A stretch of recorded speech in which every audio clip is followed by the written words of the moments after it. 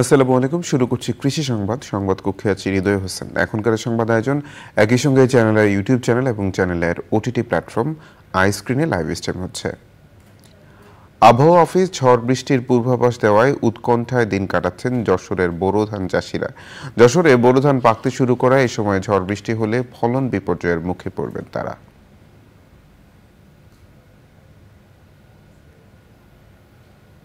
বরেন্দ্র বহুমুখী উন্নয়ন কর্তৃপক্ষ কর্তৃক পুকুর পুনঃখনন কাজের উদ্বোধন করা হয়েছে।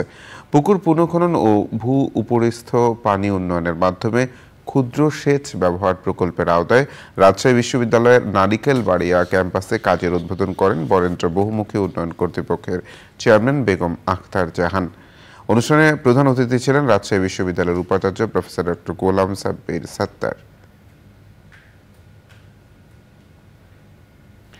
উত্তরের জেলা পঞ্চগড়ে চিয়া সিডের পর এবার বাণিজ্যিকভাবে চাষ হচ্ছে দক্ষিণ আমেরিকার সুপারফুড কিনোয়া।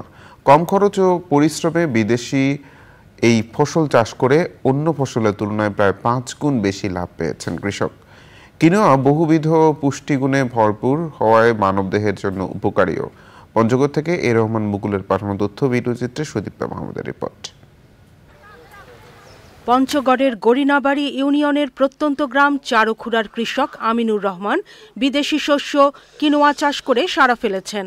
গত বছর 1 বিঘা জমিতে পরীক্ষামূলক কিনোয়া চাষ করেন তিনি। প্রথম বছর ভালো ফলনের পাশাপাশি বাজার দর বেশি হওয়ায় এই বছর আরও 12 বিঘা জমিতে চাষ করেছেন কিনোয়া। এটা মূলত দক্ষিণ আমেরিকার একটি ফসল। এটা অনেক পুষ্টিগুণ সম্পর্কে আমি জানতে পেরেছি। অন্যান্য ফসলের মতো এটাতে খরচ তেমন বেশি নাই। এটাতে 10 থেকে 15,000, সর্বোচ্চ যদি খরচ হয় 20,000 টাকা খরচ হইতে পারে, কিন্তু এটার বিঘা প্রতি ফলন আসে 6 থেকে 8 মণ। আর এটার বাজার মূল্য আমি গতবারে যেটা বিক্রি করছি 600 থেকে 800 টাকা বিক্রি করছি। কিনোয়া দেখতে অনেকটাই বথুয়া শাকের মতো।